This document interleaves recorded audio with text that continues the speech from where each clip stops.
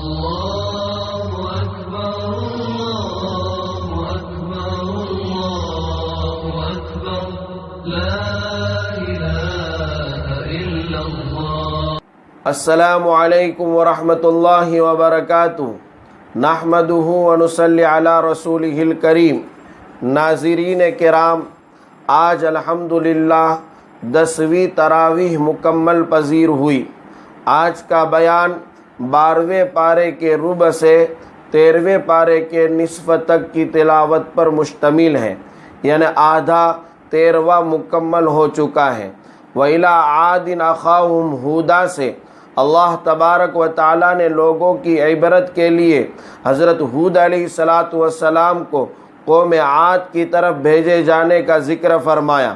قوم نوح کی طرح قوم عاد نے بھی آواز حق کو نہ سنا، یعنی حق کی جو آواز تھی اس کو نہ گردانا، اور من اشد منا قوہ کی خام خیالی میں مبتلا رہے کہ کون ہے جو قوت میں ہم سے بڑھ کر ہے، یعنی ان کو اپنی یہ گھمنڈ اور تکبر تھا کہ ہم جو ہے بڑی قوت والے اور طاقت والے ہیں۔ وہ اللہ کے غضب کے آگے بے حقیقت ہو کر رہ گئے، مچھر کے پر کے برابر بھی ان کی کوئی حقیقت نہ رہی۔ قوم عاد کے بعد قوم ثمود کی سرکشی کا ذکر ہے، وہ بھی بالآخر دردناک بھیانک عذاب سے دوچار ہوئے۔ پھر قوم لوط کی فحاشی اور کھلم کھلا بے حیائی کا ذکر ہے۔ یہ قوم بھی اپنی بدکاری اور بد اخلاقی کی پاداش میں پیوند زمین ہو گئی، زمین دوز کر دیا۔ پھر حضرت شعیب علیہ السلام کے مدین بھیجے جانے اور حضرت موسیٰ علیہ السلام کے توحید پیش کرنے اور فرعون ملعون کے انکار اور سرکشی کے یاد کرانے، ان واقعات کے ذکر کرنے کے بعد اللہ تبارک و تعالی اپنے پیغمبر حضرت محمد عربی صلی اللہ علیہ وسلم کو ارشاد فرماتے ہیں، وَكَذَلِكَ أَخْذُ رَبِّكَ إِذَا أَخَذَ الْقُرَىٰ وَهِيَ ظَالِمَةٌ إِنَّ أَخْذَهُ عَلِيمٌ شَدِيدٌ۔ تمہارا رب جب کسی ظالم بستی کو پکڑتا ہے تو واقعی اس کی گرفت بڑی سخت اور دردناک ہوتی ہے۔ اے نبی، ہم یہ جو تم کو قبروں کے واقعات سناتے ہیں تو اس طرح ہم تمہارے دل کو مضبوط کرتے ہیں کہ تم کو اس طرح حقیقت سے آگاہی ملتی ہے، خبرداری ملتی ہے، اور ایمان لانے والوں کو نصیحت اور بصیرت نصیب ہوتی ہے۔ وَكُنَّا نَقُصُّ عَلَيْكَ مِنْ أَنْبَاءِ الرُّسُلِ مَا نُثَبِّتُ بِهِ فُؤَادَكَ، کہ ہم جو آپ کے سامنے انبیاء اور رسول کے حالات بیان کرتے ہیں اس کے ذریعے سے آپ کے دل کو مضبوط کرتے ہیں۔ آسمانوں اور زمین میں جتنی غیب کی باتیں ہیں ان کا علم اللہ تبارک و تعالی ہی کو ہے، اور سب امور اسی کی طرف رجوع ہوں گے۔ اے محمد عربی صلی اللہ علیہ وسلم، آپ اسی کی عبادت کیجئے اور اسی پر بھروسہ رکھیے۔ آپ کا رب جو کچھ کہ تم کرتے ہو اس سے بے خبر نہیں ہے۔ اس کے بعد سورہ یوسف شروع ہوتی ہے۔ حضور اکرم علیہ السلام حضرت یوسف علیہ السلام کے واقعے سے واقف نہ تھے۔ یہودیوں نے بحیثیت نبی آپ صلی اللہ علیہ وسلم کا امتحان لینے کے لیے آپ سے حضرت یوسف علیہ السلام کے قصے کے بارے میں دریافت کیا، کویسچن کیا، اور بدگمانی سے یہ کہا کہ نعوذ باللہ من ذالک، حضور اکرم علیہ السلام اس قصے سے ناواقف ہے، اس وجہ سے جواب نہ دے سکیں گے۔ لیکن اللہ تبارک و تعالی نے وحی کے ذریعے یہ قصہ پورا کا پورا حضور اکرم علیہ السلام کی زبان مقدس پر جاری فرما دیا۔ حضرت یوسف علیہ السلام کا واقعہ مختصر یہ ہے کہ انہوں نے خواب دیکھا کہ 11 ستارے، چاند اور سورج ان کو سجدہ کر رہے ہیں۔ حضرت یوسف علیہ السلام کے سگے سوتیلے 11 بھائی تھے، اور چاند و سورج ان کے ماں باپ مراد ہیں، یعنی تقریباً 11 بھائی اور حضرت یوسف علیہ السلام کے ماں باپ 13 لوگ ہوئے، انہوں نے حضرت یوسف علیہ السلام کے سامنے سجدہ کیا۔ حضرت یوسف علیہ السلام کے والد محترم حضرت یعقوب علیہ السلام نے جب یہ خواب سنا تو ان کو ہدایت کی کہ وہ اپنا خواب اپنے بھائیوں کو ہرگز نہ سنائے، ورنہ وہ ان کی جان کے دشمن ہو جائیں گے، کیونکہ حسد ہوگا، جلن ہوگی، اس لیے ان کے خلاف سازش رچیں گے۔ سوتیلے بھائی پہلے ہی سے حسد رکھتے تھے، آخر ایک دن ان کو ایک اندھے کنویں میں ڈال دیا اور بات بنا دی کہ بھیڑیا کھا گیا۔ قافلے والوں نے کنویں میں سے نکال کر مصر کی حکومت کے ایک اعلیٰ افسر کے ہاتھ ان کو بحیثیت غلام فروخت کر دیا۔ وہیں جب آپ جوان ہو گئے تو اس افسر کی بیوی زلیخا یا زلیخا ان پر عاشق ہو گئی اور بدکاری پر مائل ہوئی۔ حضرت یوسف علیہ السلام کے انکار پر ان کو قید میں ڈال دیا گیا۔ وہاں قید میں انہیں 2 قیدی اور ملے جن کے خواب کی تعبیر حضرت یوسف علیہ السلام نے صحیح بتائی۔ ان میں سے جب ایک قیدی نے رہائی پائی تھی، اس کے ذریعے تاخیر سے ہی حضرت یوسف علیہ السلام کی اس صلاحیت اور قابلیت کی اطلاع وقت کے بادشاہ کو پہنچی۔ بادشاہ کو بھی اپنے خواب کی تعبیر درکار تھی، اس کو بھی ضرورت تھی۔ اس نے بھی ایک عجیب و غریب خواب دیکھا تھا کہ 7 لاگیر اور کمزور گائے 7 مضبوط اور طاقتور بڑی تازی گایوں کو کھا رہی ہے۔ حضرت یوسف علیہ السلام نے اس کی بھی مشکل حل کر دی، اچھی تعبیر بتائی۔ پھر کیا تھا، بادشاہ آپ کا گرویدہ ہو گیا اور آپ کو اپنا وزیر خاص بنا لیا۔ عملاً وہ مصر پر حکومت کر رہے تھے۔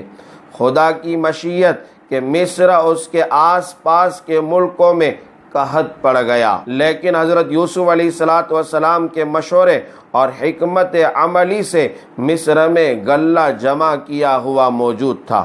اس وقت حضرت یوسف علیہ السلام نے بڑی حکمت عملی سے کام لیا اور لوگوں کو کہا کہ بہت زیادہ نہ کھاؤ، تھوڑا تھوڑا کھاؤ، تھوڑا تھوڑا کھاؤ، دوسرا بچا کر رکھو۔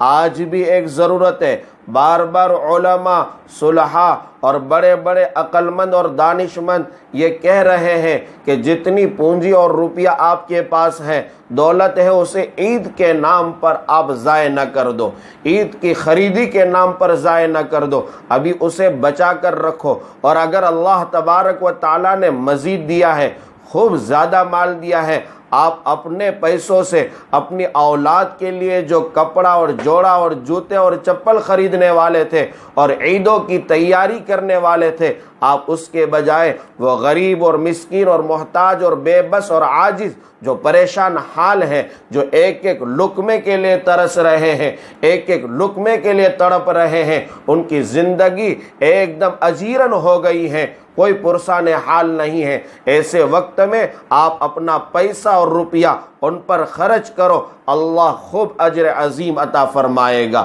عمرہ ہر رمضان میں کیا جاتا تھا، وہ پیسہ اور روپیہ پڑا ہے، وہ بھی آپ غریبوں میں تقسیم کرو، مسکینوں میں تقسیم کرو، محتاجوں میں تقسیم کرو، اللہ خوب عطا کرے گا اور اس کے عطا کرنے میں کوئی کمی نہ ہوگی۔ وہ خوب نکتہ نواز ہے، ہماری اس فکر پر اللہ کیا دے گا وہ تو اللہ ہی جانتا ہے۔ تو حضرت یوسف علیہ السلام کے اس عمل سے ایک علم ملتا ہے کہ دور اندیشی سے کام لیا جائے۔ یہ وقت لاک ڈاؤن کا پتہ نہیں کتنا دور جاوے، کہاں کہاں تک جاوے۔ آج کھلنے والا تھا، 3 تاریخ تک کا وقت طے کیا تھا، لیکن اس سے بڑھا کر 17-18 اور دن تک جو ہے طے کر دیا گیا۔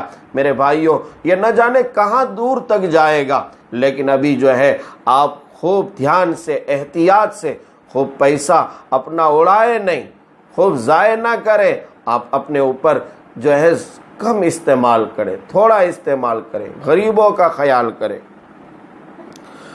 لوگ مصر غلہ لینے آتے تھے، چنانچہ برادران یوسف بھی غلہ لینے آئے۔ حضرت یوسف علیہ السلام نے انہیں پہچان لیا اور بلا قیمت غلہ دے کر روانہ کیا اور دوبارہ اپنے چھوٹے بھائی اللہ تی بھائی حضرت بنیامین کو ہمراہ لانے کی تاکید کی۔ واپسی پر برادران یوسف نے حضرت یوسف علیہ السلام کے دیے ہوئے اس سامان کو واپس اپنے سامان میں دیکھا تو انہوں نے عرض کیا ہذہ بضاعتنا ردت الینا، یہ دیکھیے ہماری پونجی واپس ہم تک کر دی گئی ہے۔ پھر اللہ تی بھائی کو لے کر ان سب کا دوبارہ حضرت یوسف علیہ السلام کے دربار میں آنا ہوا، اور یوسف علیہ السلام کا ایک تدبیر سے اپنے بھائی کو روک لینا ایک عجیب قصہ ہے۔ بقیہ بھائیوں کا غلہ لے کر اپنے شہر واپس لوٹنا اور بیٹوں کی جدائی اور فراق غم میں روتے روتے حضرت یعقوب علیہ السلام کی آنکھوں کا سفید پڑ جانا، آپ کی آنکھیں سفید ہو گئی تھی۔ قرآن گواہی دیتا ہے وَبْيَضَّتْ عَيْنَاهُ مِنَ الْحُزْنِ، غم کی وجہ سے حضرت یعقوب علیہ السلام کی آنکھیں جو ہے سفید ہو گئی تھی۔ پھر حضرت یوسف علیہ السلام کے پاس بھائیوں کا تیسری بار آنا ہوا۔ جب برادران یوسف کو یہ علم ہوا کہ یہ وہی یوسف ہے جسے ہم نے کنویں میں پھینک دیا تھا، مرنے کے لیے چھوڑ دیا تھا، تو ان کے سر ندامت سے جھک گئے، شرمندہ ہو گئے۔ یوسف علیہ السلام نے فرمایا جو اللہ سے ڈرتا ہے اور مصائب اور مصیبتوں میں صبر کرتا ہے تو اس کا حق تعالی شانہ حق ضائع نہیں فرماتے ہیں۔ پھر انہوں نے یوسف علیہ السلام سے معافی چاہی تو حضرت یوسف علیہ السلام نے فرمایا، اور بہترین جملہ قرآن میں موجود ہے لا تثریب علیکم اليوم، تم پر آج کے دن کوئی مواخذہ نہیں کیا جائے گا۔ بے مثال اخلاق کا نمونہ پیش کیا ہے، کوئی جو ہے معاف جلدی نہیں کر دیتا، یہ تو انبیاء کرام کی صفات ہے۔ بالآخر حضرت یوسف علیہ السلام کی خواہش پر حضرت یعقوب علیہ السلام ما اہل و عیال مصر آ کر حضرت یوسف علیہ السلام سے ملے، اور سب نے حضرت یوسف علیہ السلام کو سجدہ تعظیمی کیا۔ یہ اس وقت جائز تھا، ہماری شریعت میں اب سجدہ تعظیمی بھی جائز نہیں ہے۔ اسی طرح حضرت یوسف علیہ السلام کے خواب کی تعبیر پوری ہوئی۔ اختتام صورت پر اللہ تبارک و تعالیٰ کا ارشاد ہے کہ انبیاء کے ان واقعات میں سمجھدار لوگوں کے لیے بڑی عبرت ہے۔ واقعات جو انبیاء کے بیان ہوئے ہیں ان میں عبرت ہوا کرتی ہے۔ اللہ ہمیں عبرت حاصل کرنے کی توفیق عنایت فرمائے۔ اور قرآن جس میں یہ واقعات درج ہیں مومنوں کے لیے باعث ہدایت و رحمت ہے۔ اس کے بعد سورہ رعد شروع ہوتی ہے۔ اس صورت میں قرآن مجید کے کلام حق ہونے یعنی قرآن کریم حق ہے اس بات کو بیان کیا گیا ہے۔ توحید و رسالت کے اس بات یعنی توحید کو ثابت کیا گیا ہے اور رسالت کو بھی ثابت کیا گیا ہے۔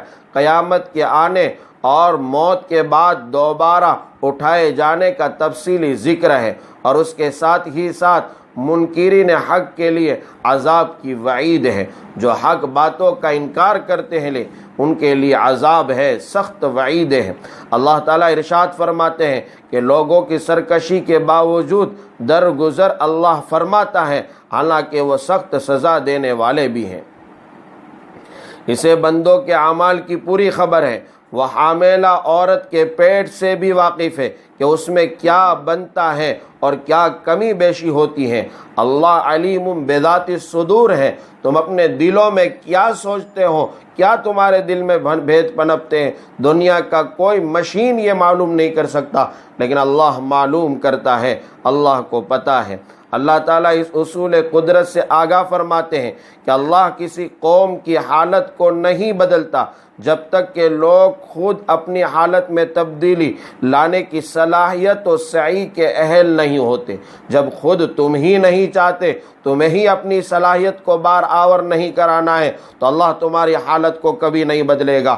اللہ فرماتے ہیں ان اللہ لا یغیر ما بقوم حتی یغیروا ما بانفسہم، خدا نے آج تک اس قوم کی حالت نہیں بدلی، خدا نے آج تک اس قوم کی حالت نہیں بدلی جسے نہ ہو خیال خود اپنی حالت کے بدلنے کا۔